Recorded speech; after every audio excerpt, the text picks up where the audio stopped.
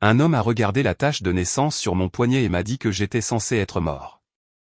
J'avais 34 ans, je nettoyais des toilettes dans un hôtel où je n'aurais jamais eu les moyens de séjourner. Et dans l'heure qui suivrait, j'allais apprendre que tout ce que je croyais sur ma vie, ma mère, mon enfance, et même mon propre nom, était un mensonge.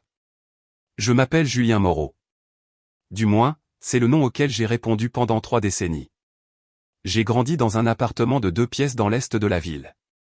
Le genre d'endroit où le radiateur cliquetait toute la nuit, et où les murs étaient si fins que l'on pouvait entendre la télévision du voisin comme si c'était la sienne. Ma mère, Sophie Moreau, m'a élevé seule.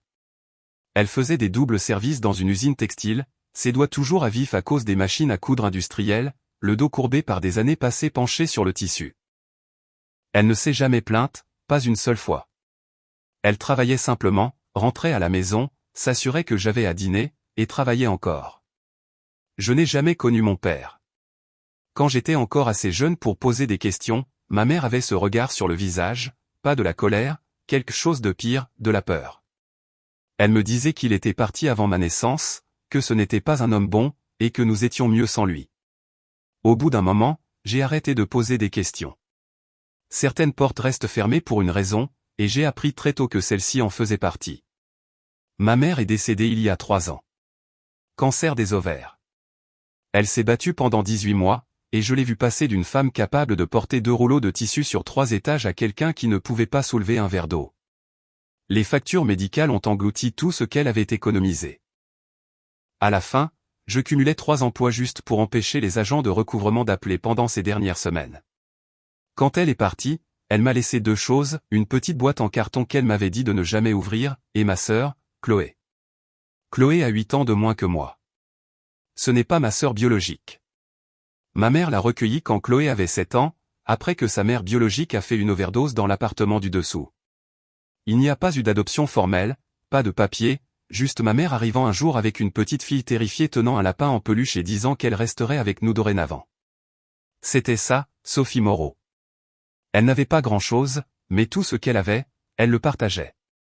Chloé termine son école d'infirmière maintenant, dans une autre région. Je lui envoie de l'argent chaque mois, parfois plus que ce que je peux me permettre. Elle m'appelle tous les dimanches soirs, et nous parlons de choses sans importance, juste pour prendre des nouvelles, juste pour s'assurer que l'autre est toujours là. Elle est la seule famille qu'il me reste, et je ferai n'importe quoi pour elle. Quant à moi, je travaille de nuit au Grand Palais Royal.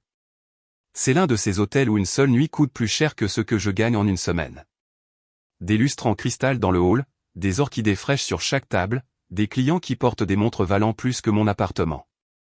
Je pousse un chariot de nettoyage dans des couloirs en marbre et je frotte des toilettes qui n'ont probablement jamais vu un grain de poussière de leur vie. Les clients fortunés ne me voient pas. Je suis invisible pour eux. Juste un autre travailleur en uniforme gris, faisant partie du décor. Pas plus mémorable que le papier peint. Je ne suis pas amer à ce sujet. Un travail honnête reste un travail honnête. C'est ce que ma mère disait toujours. Tu te présentes, tu fais ton travail, tu rentres chez toi. Il y a de la dignité là-dedans, même si personne ne le remarque. J'ai fait la paix avec ma vie. Je ne suis pas riche. Je ne suis pas important. Mais je paie mes factures. Je prends soin de Chloé. Et je dors la nuit en sachant que j'ai gagné tout ce que j'ai. Cette nuit-là, la nuit où tout a changé, a commencé comme toutes les autres. J'ai pointé à 22 heures, j'ai pris mon chariot et j'ai commencé ma ronde. L'hôtel était calme.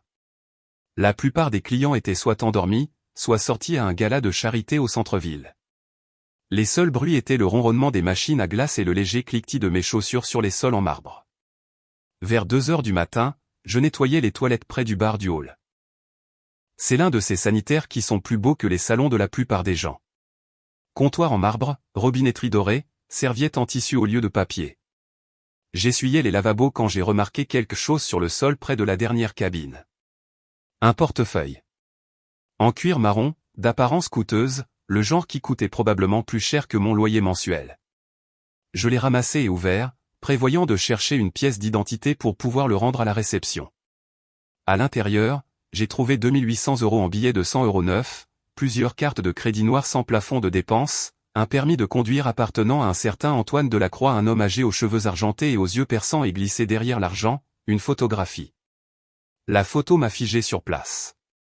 Elle montrait une femme que je n'avais jamais vue auparavant. Elle était belle, avec des cheveux foncés tirés en arrière et un sourire qui semblait authentique, pas posé. Elle tenait un bébé, probablement âgé de quelques semaines seulement, enveloppé dans une couverture bleue. Le bébé la regardait avec ce regard flou de nouveau-né, les petits doigts recroquevillés en poing. Mais ce n'était pas ce qui faisait trembler ma main. Le bébé avait une tache de naissance sur son poignet gauche, une forme de croissant, comme une petite lune, légèrement surélevée et plus foncée que la peau environnante. Je connaissais cette tache de naissance. Je l'avais regardée chaque jour de ma vie. J'ai remonté ma manche et fixé mon propre poignet, la même marque, la forme exacte, au même endroit exact. Ma mère m'avait toujours dit que ce n'était rien de spécial. Juste un hasard, disait-elle, quelque chose qui courait dans sa famille. Quand j'étais enfant, je lui ai demandé si elle en avait une aussi. Elle a dit non, que cela avait dû sauter une génération. J'ai demandé si je pouvais voir des photos de moi bébé, et elle m'a dit qu'elles avaient été perdues dans un incendie quand j'avais 2 ans. Un incendie dont je n'avais aucun souvenir, un incendie dont elle ne parlait jamais. Je me tenais là, dans cette salle de bain immaculée, tenant le portefeuille d'un inconnu, fixant la photographie d'une femme que je n'avais jamais rencontrée tenant un bébé qui me ressemblait exactement. Les néons bourdonnaient au-dessus de ma tête. Quelque part dans l'hôtel, un ascenseur a sonné. Le monde continuait de tourner, mais j'étais figé. Qui était cette femme? Pourquoi cet homme avait-il une photo de moi bébé? Et pourquoi ma mère m'avait-elle menti pendant 34 ans? Je savais que je devrais simplement rendre le portefeuille à la réception. C'était la procédure. C'était la chose sûre à faire. Mais je ne pouvais pas. J'avais besoin de voir le visage de cet homme. J'avais besoin de le regarder dans les yeux et de lui demander pourquoi il se promenait avec une photo de moi avec une femme qui n'était définitivement pas Sophie Moreau. J'ai vérifié le numéro de chambre sur la carte clé glissée dans le portefeuille. Suite 1701, la suite présidentielle, la chambre la plus chère de l'hôtel, réservée aux clients qui pouvaient acheter et vendre tout ce que j'avais jamais possédé sans remarquer la dépense. J'ai laissé mon chariot de nettoyage dans le couloir et j'ai marché vers l'ascenseur. Mon cœur battait si fort que je pouvais le sentir dans ma gorge. Chaque pas ressemblait à une décision que je ne pourrais pas annuler. Je me suis dit que je ne faisais que rendre un portefeuille. Je me suis dit que je poserais une question et que je partirais. Je me suis dit que ce n'était rien. Probablement juste une coïncidence. Probablement juste une tache de naissance qui semblait similaire sur une photo. Mais au fond de moi, dans un endroit que je ne voulais pas reconnaître, je savais que quelque chose n'allait pas. Quelque chose avait toujours cloché, et j'étais sur le point de découvrir quoi. Les portes de l'ascenseur se sont ouvertes au 17e étage.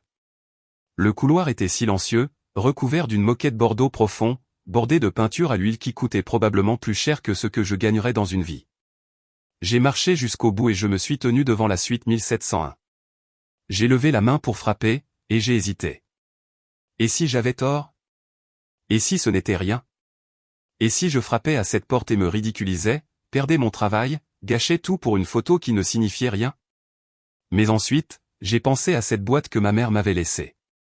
Celle qu'elle m'avait dit de ne jamais ouvrir.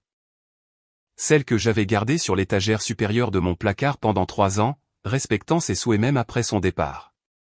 J'ai pensé à toutes les questions auxquelles elle n'avait jamais répondu. Toutes les fois où elle changeait de sujet quand je demandais des nouvelles de mon père. Toutes les façons dont elle m'avait maintenu dans l'ignorance. J'ai frappé. 30 secondes ont passé. 1 minute. J'étais sur le point de me détourner quand j'ai entendu des pas. La serrure a cliqué. La porte s'est ouverte.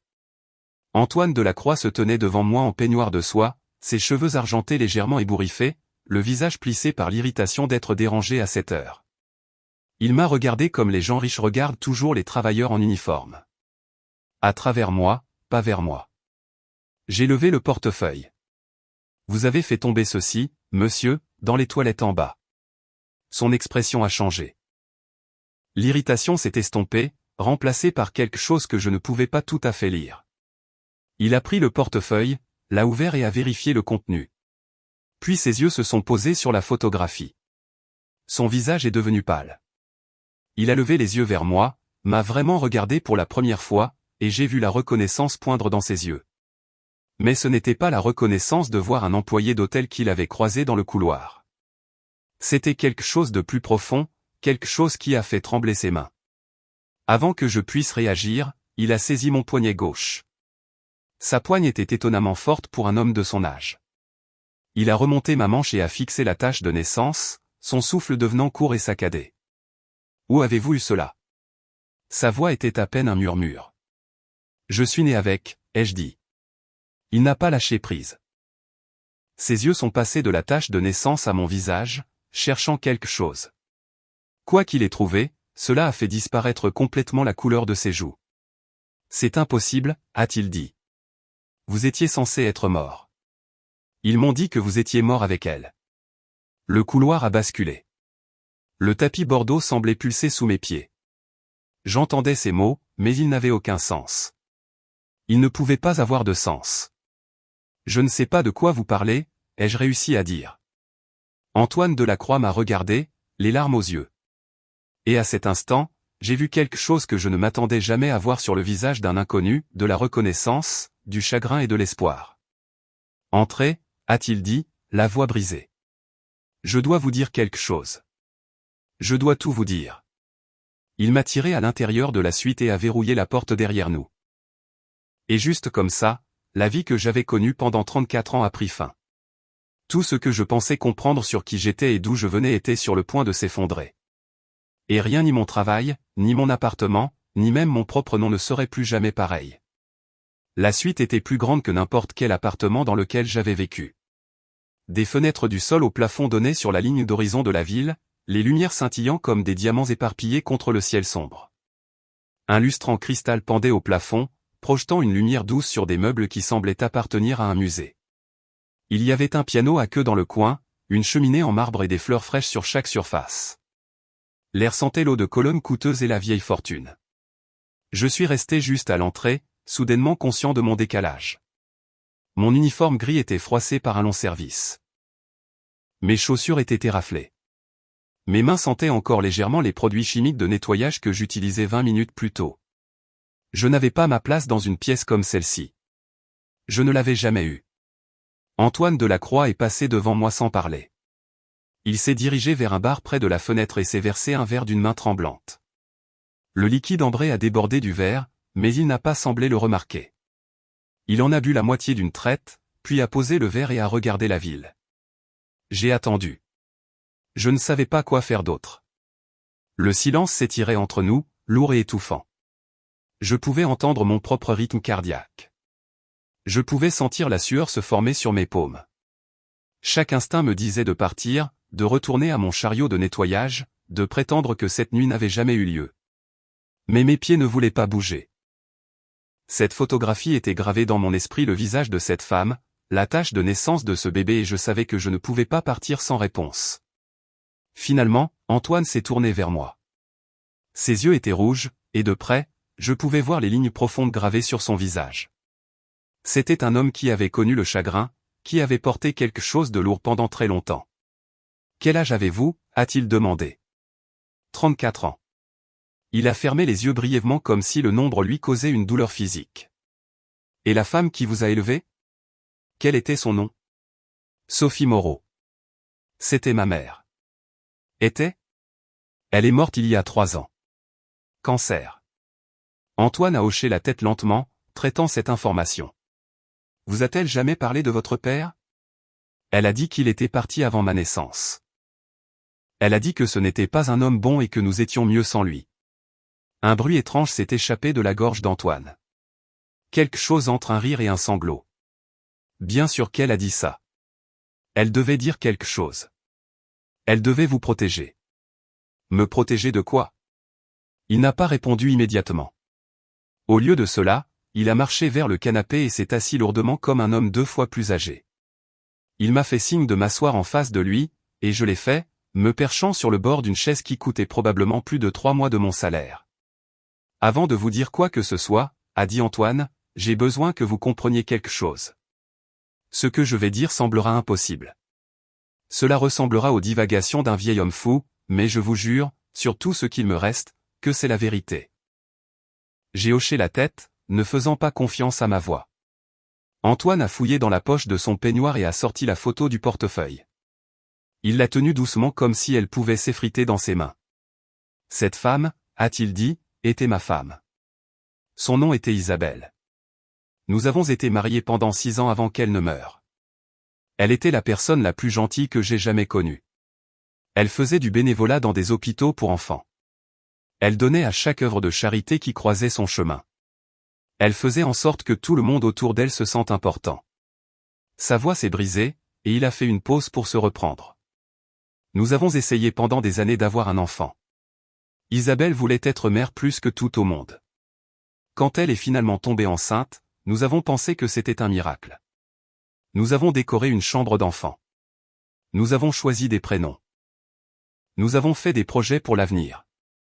Il a regardé la photo à nouveau, son pouce effleurant l'image du bébé. Notre fils est né le 14 septembre. 3 kg 300 grammes. Parfait en tout point. Il avait cette tache de naissance sur son poignet, cette petite forme de croissant de lune.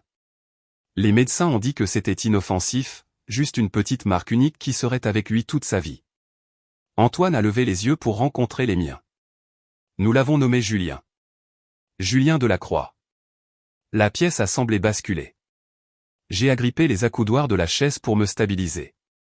3 semaines après sa naissance, j'ai dû partir en voyage d'affaires. Je ne voulais pas y aller, mais mon associé a insisté. Il a dit qu'il y avait une affaire qui ne pouvait pas attendre, que nous perdrions tout si je ne m'en occupais pas personnellement. Alors, j'ai embrassé Isabelle pour lui dire au revoir. J'ai tenu mon fils une dernière fois, et j'ai pris l'avion pour Londres. Les mains d'Antoine tremblaient à nouveau. 2 jours plus tard, j'ai reçu un appel téléphonique. Il y avait eu un accident. La voiture d'Isabelle avait quitté un pont. Le véhicule avait pris feu à l'impact. Au moment où les secouristes sont arrivés, il ne restait plus rien. Ils m'ont dit que ma femme et mon fils étaient morts. Ils m'ont dit que j'avais tout perdu. Les larmes coulaient sur son visage maintenant, mais il ne les a pas essuyées. J'ai enterré 2 cercueils cette semaine-là. Je me suis tenu dans un cimetière et j'ai dit au revoir aux seules personnes que j'avais jamais vraiment aimées. Et pendant 34 ans, j'ai cru qu'ils étaient partis. Il s'est penché en avant, ses yeux verrouillés sur les miens. Mais vous êtes assis en face de moi en ce moment avec cette même tache de naissance. Avec ce même visage que je vois chaque fois que je regarde des photos de moi jeune homme. Et je vous le dis, Julien, quoi que cette femme vous ait raconté sur votre vie, ce n'était pas vrai. Vous ne venez pas de nulle part. Vous n'avez pas été abandonné. Vous avez été caché. Et j'ai besoin de savoir pourquoi. Je ne pouvais pas respirer. Les murs de cette suite luxueuse semblaient se refermer sur moi, et l'air semblait épais et lourd dans mes poumons.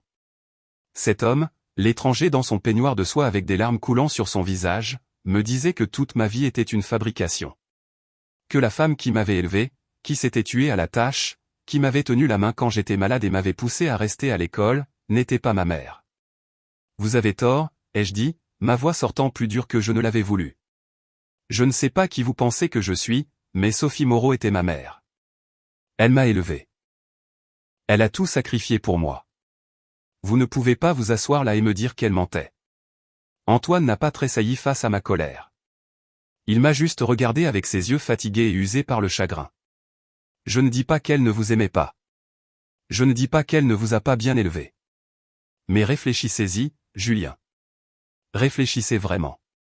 Vous a-t-elle déjà montré un acte de naissance, des dossiers d'hôpital, des photos de bébé d'avant vos 2 ans?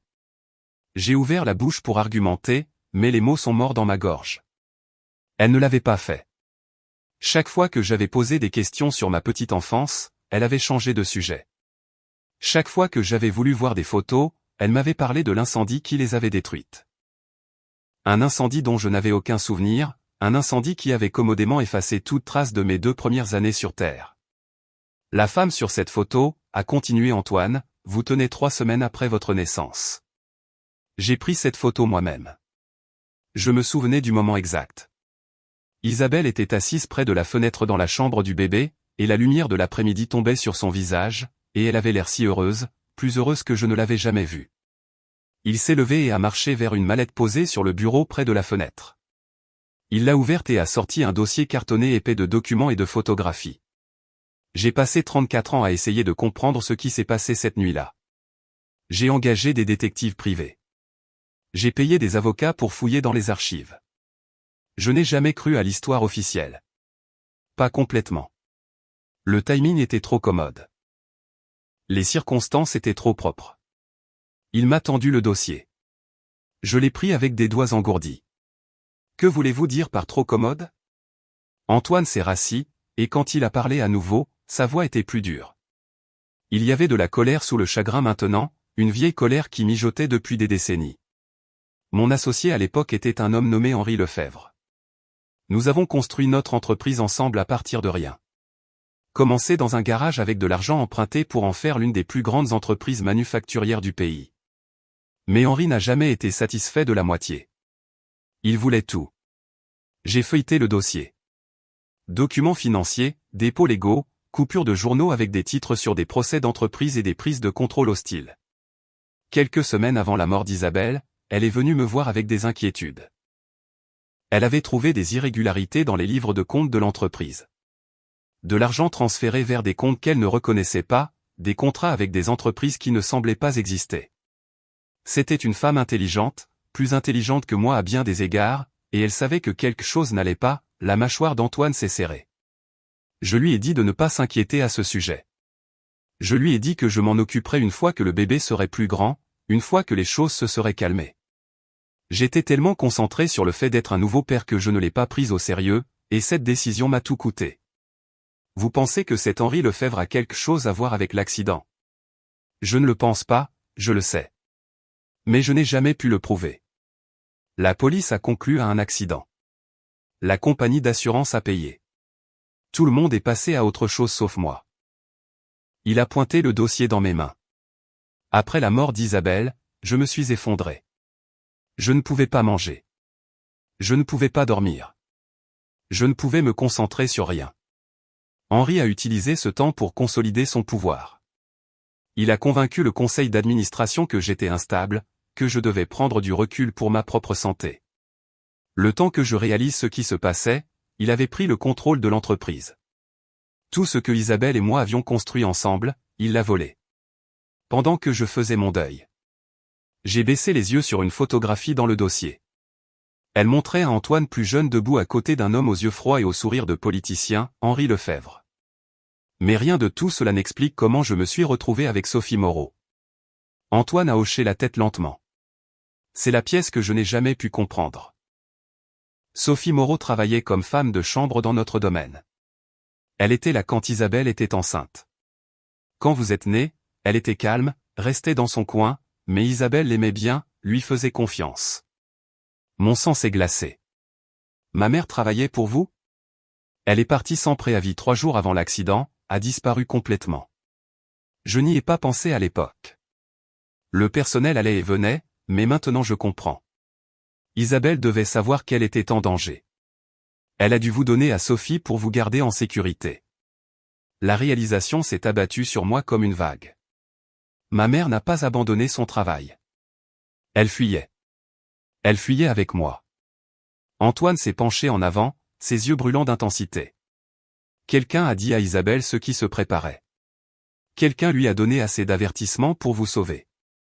Et pendant 34 ans, Sophie Moreau vous a gardé caché. La question est, qui d'autre connaissait la vérité? Et qu'était prêt à faire Henri Lefebvre pour s'assurer qu'elle reste enterrée? Je suis resté assis dans cette suite d'hôtels jusqu'à ce que l'aube se lève sur la ligne d'horizon de la ville. Le dossier qu'Antoine m'avait donné gisait ouvert sur la table basse, son contenu étalé comme les pièces d'un puzzle que je commençais seulement à comprendre, des photographies d'Isabelle Delacroix, des dossiers financiers avec des divergences surlignées, des rapports de détectives privés qui ne menaient nulle part, et au centre de tout cela, une seule question qui brûlait dans ma poitrine. Qui étais-je vraiment? Antoine s'était endormi dans son fauteuil vers 4 heures du matin. L'épuisement de 34 ans l'avait finalement rattrapé, et je n'ai pas eu le cœur de le réveiller. Au lieu de cela, je me suis assis dans le silence et j'ai essayé de donner un sens à tout ce qu'il m'avait dit. Ma mère, Sophie Moreau, avait travaillé comme femme de chambre dans le domaine de la Croix. Elle avait connu Isabelle personnellement, et 3 jours avant l'accident de voiture qui avait soi-disant tué Isabelle et son fils en bas âge, Sophie s'était volatilisée avec un bébé qui n'était pas le sien, un bébé qu'elle élèverait comme le sien pendant les 3 décennies suivantes. J'ai pensé à tous les sacrifices qu'elle avait faits, les doubles services à l'usine, les appartements exigus, la façon dont elle n'avait jamais rien acheté de neuf pour elle-même, s'assurant toujours que j'avais ce dont j'avais besoin en premier. J'avais passé toute ma vie à croire qu'elle était une sainte, une mère célibataire qui avait tout abandonné pour son enfant. Maintenant, je comprenais que la vérité était encore plus compliquée. Elle ne m'avait pas seulement élevé, elle m'avait caché. Elle m'avait gardé en vie alors que des gens puissants me voulaient mort. La boîte. Cette boîte en carton qu'elle m'avait laissée, celle qu'elle m'avait dit de ne jamais ouvrir. Elle était toujours posée sur l'étagère supérieure de mon placard, exactement là où je l'avais mise il y a 3 ans. J'avais respecté ses volontés parce que je l'aimais, parce que je lui faisais confiance, parce que je pensais que certains secrets étaient faits pour rester enterrés. Mais maintenant, je savais mieux. Quoi qu'il y ait dans cette boîte, elle contenait des réponses dont j'avais désespérément besoin. J'ai quitté l'hôtel alors que l'équipe du matin arrivait. Mon superviseur m'a lancé un regard étrange quand j'ai pointé ma sortie, se demandant probablement pourquoi j'avais l'air de ne pas avoir dormi. Je n'ai pas offert d'explication. Je suis juste sorti dans l'air froid du matin et je me suis dirigé vers chez moi. Mon appartement était exactement comme je l'avais laissé, petit, encombré, à une vie de distance des sols en marbre et des lustres en cristal du Grand Palais Royal. Je suis resté dans l'embrasure de la porte un instant, voyant l'espace avec de nouveaux yeux. C'était là que Sophie Moreau nous avait cachés. C'était la vie qu'elle avait construite pour me garder en sécurité. J'ai tiré une chaise vers le placard et j'ai atteint l'étagère supérieure. La boîte était poussiéreuse, scellée avec du ruban adhésif d'emballage qui avait jauni avec l'âge. Mes mains tremblaient alors que je la portais à la table de la cuisine. J'ai attrapé un couteau et j'ai coupé le ruban, mon cœur battant si fort que je pouvais l'entendre dans mes oreilles. À l'intérieur, j'ai trouvé une pile de documents, un acte de naissance, mais pas un que j'avais déjà vu auparavant. Le nom dessus n'était pas Julien Moreau. C'était Julien Delacroix, né le 14 septembre à l'hôpital Saint-Louis. Mère, Isabelle Delacroix. Père, Antoine Delacroix. Sous l'acte de naissance se trouvait une lettre manuscrite, le papier fragile et délavé. J'ai reconnu l'écriture de ma mère immédiatement, cette écriture soignée qu'elle utilisait pour écrire les listes de courses et les cartes d'anniversaire. Mon très cher Julien, commençait la lettre. Si tu lis ceci, alors je suis parti, et le moment est venu pour toi de connaître la vérité. Je suis désolé de n'avoir pas pu te le dire de mon vivant. Je suis désolé d'avoir dû te mentir chaque jour, mais j'ai besoin que tu comprennes que tout ce que j'ai fait, je l'ai fait par amour. Pas seulement mon amour pour toi, mais l'amour de la femme qui t'a confié à moi et m'a supplié de te garder en sécurité. J'ai dû arrêter de lire. Les larmes venaient trop vite, brouillant les mots sur la page. J'ai essuyé mes yeux et je me suis forcé à continuer. Isabelle Delacroix était la personne la plus gentille que j'ai jamais connue. Elle m'a traité comme de la famille alors que je n'étais qu'une femme de chambre dans sa maison. Quand elle a découvert ce que l'associé de son mari prévoyait, elle est venue me voir au milieu de la nuit. Elle t'a mis dans mes bras et m'a dit de courir. Elle a dit qu'Henri Lefebvre tuerait quiconque se mettrait en travers de son chemin, y compris un bébé innocent. Elle a dit qu'elle resterait derrière pour nous faire gagner du temps. Je ne l'ai plus jamais revue. La lettre continuait sur 3 autres pages. Elle détaillait comment Sophie avait fui la ville avec rien d'autre que les vêtements qu'elle portait et un nouveau-né. Comment elle avait changé de nom, trouvé du travail dans des usines, déménagé de ville en ville jusqu'à ce qu'elle se sente assez en sécurité pour s'installer. Comment elle avait regardé les reportages sur l'accident tragique et su qu'Isabelle avait donné sa vie pour que je puisse vivre. Au fond de la boîte, sous la lettre, j'ai trouvé un dernier objet, une petite pochette en velours contenant un médaillon en or.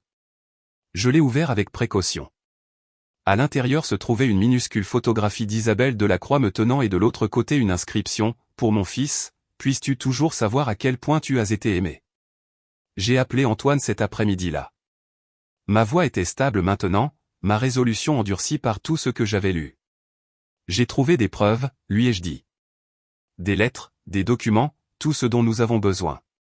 Il y a eu une longue pause à l'autre bout du fil. Quand Antoine a finalement parlé, sa voix était épaisse d'émotion.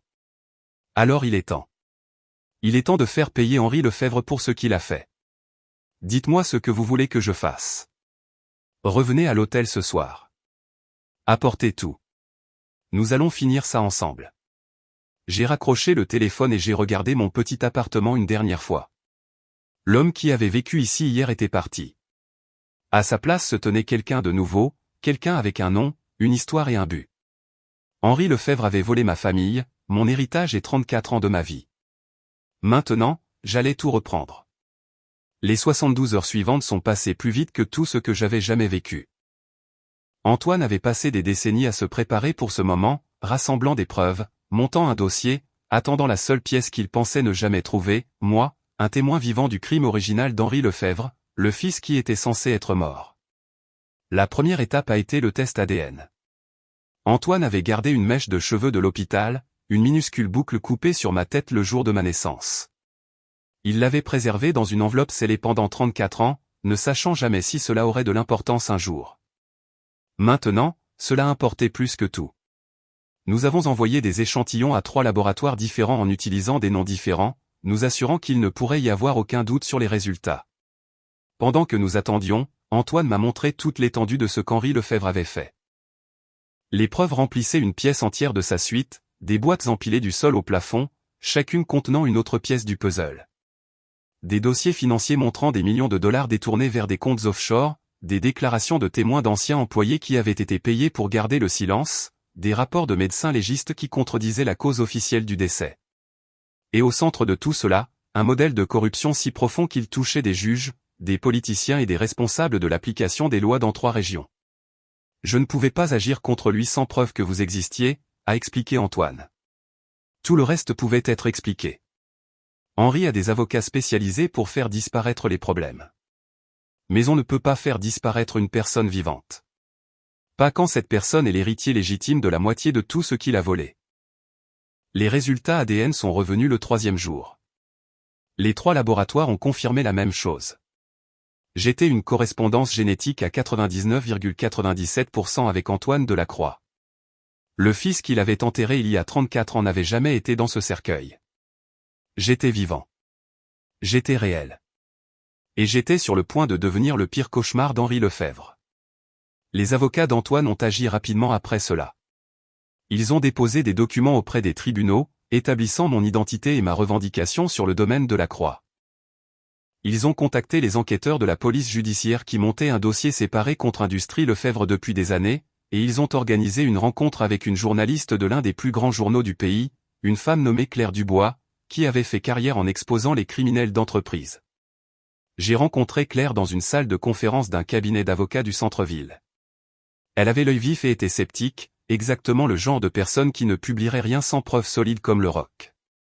Je lui ai tout raconté, le nettoyage des toilettes au Grand Palais Royal, la découverte du portefeuille, la photo et la tache de naissance et la lettre que ma mère avait laissée derrière elle.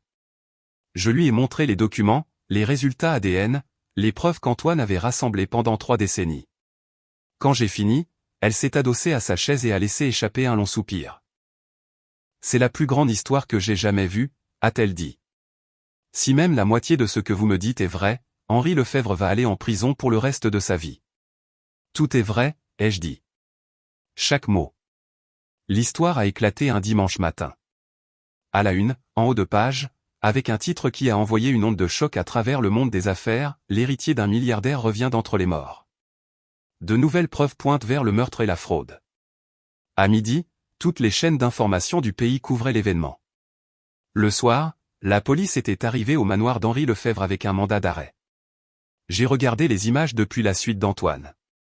Henri Lefebvre, maintenant âgé de 73 ans, emmené hors de chez lui menottes au poignet. Son visage était pâle, ses yeux écarquillés par l'incrédulité. Il avait passé 34 ans à croire qu'il s'était tiré d'affaire pour un meurtre.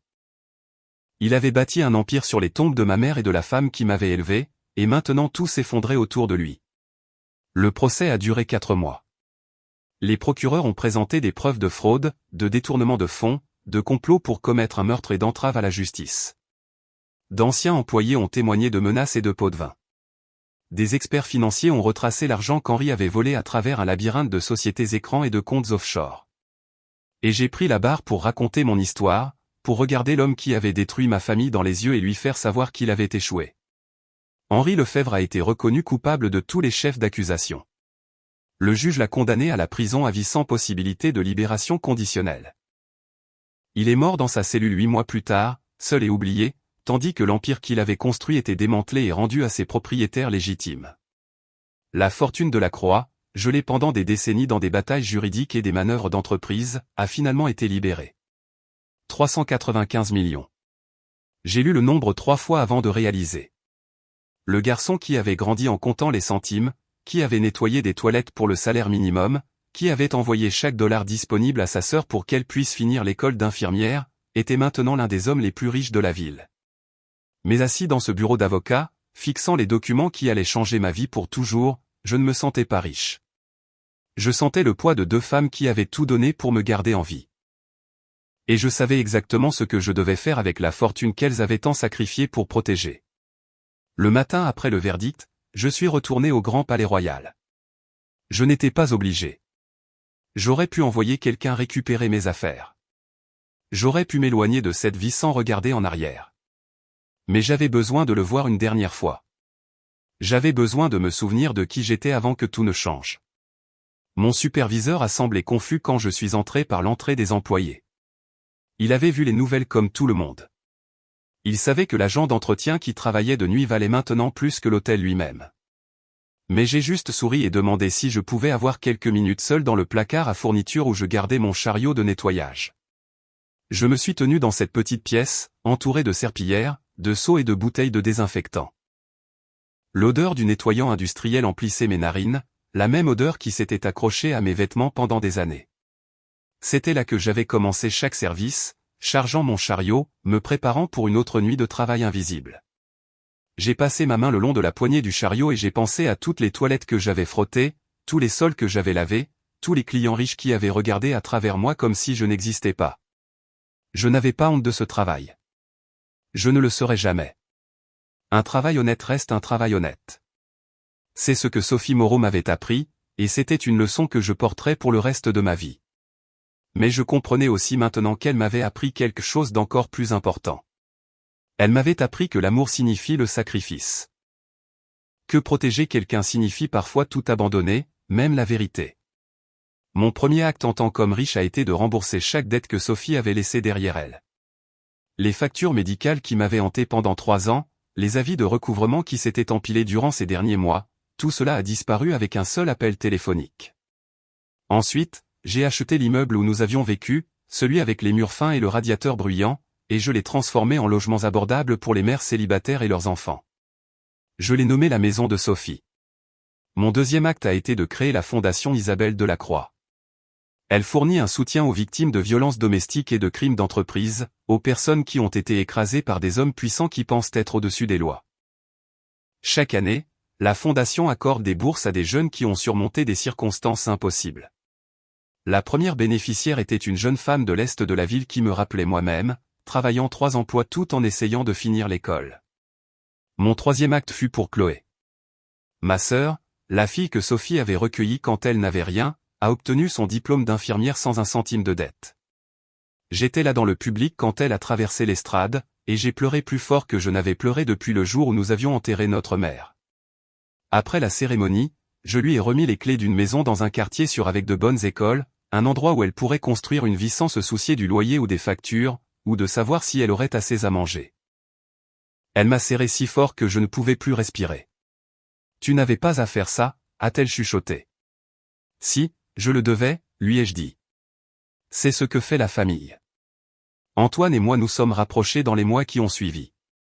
Il a déménagé dans une maison plus petite près de la mienne. Rien d'extravagant, juste un endroit confortable où nous pouvions partager des dîners et parler des années que nous avions perdues. Il m'a raconté des histoires sur Isabelle, sur leur cours, leur mariage, la joie qu'ils avaient ressentie quand ils avaient appris qu'elle était enceinte. Je lui ai parlé de Sophie, des sacrifices qu'elle avait faits, de la façon dont elle m'avait aimé sans jamais me laisser savoir le danger dans lequel nous étions. Nous avons visité 2 tombes ensemble par un après-midi pluvieux d'octobre. La pierre tombale d'Isabelle se trouvait dans un beau cimetière sur une colline surplombant la rivière. Celle de Sophie était dans une parcelle modeste de l'est de la ville, marquée d'une simple pierre que j'avais achetée avec de l'argent que je n'avais pas à l'époque. J'ai déposé des fleurs sur les 2 tombes et j'ai dit la même chose à chacune d'elles. Merci de m'avoir sauvé. Je passerai le reste de ma vie à essayer d'être digne de ce que vous avez donné. Je pensais que ma vie était petite. Je nettoyais des toilettes. Je comptais les centimes. Je me disais que c'était assez parce que cela devait l'être. Mais la vérité est que je n'ai jamais été petit. J'étais caché. Deux femmes qui ne se connaissaient même pas, l'une qui m'a donné naissance et l'autre qui m'a élevé, ont conspiré à travers les circonstances pour me garder en vie.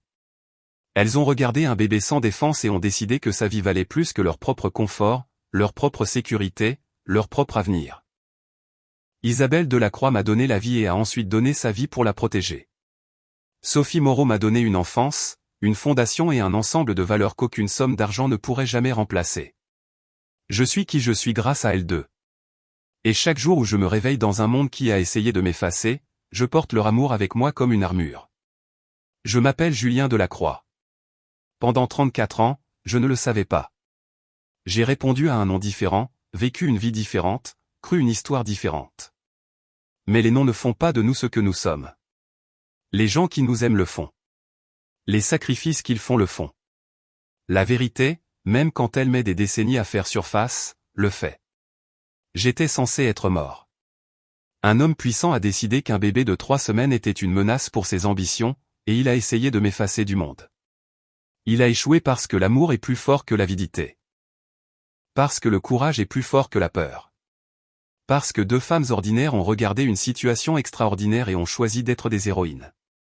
Si vous regardez ceci et que vous vous sentez invisible, si vous avez l'impression que votre vie est petite et que vos luttes ne comptent pas, je veux que vous sachiez quelque chose.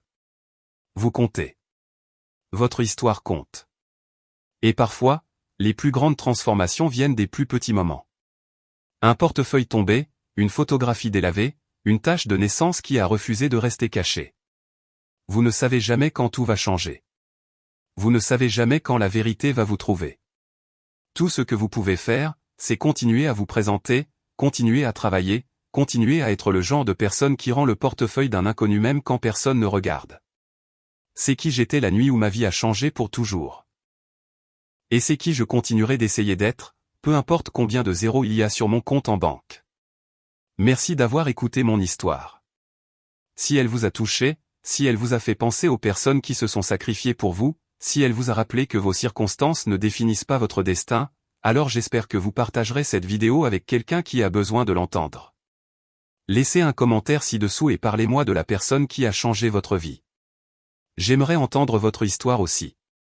Et si ce n'est pas déjà fait, assurez-vous de vous abonner à cette chaîne et d'activer la cloche de notification pour ne jamais manquer une autre histoire.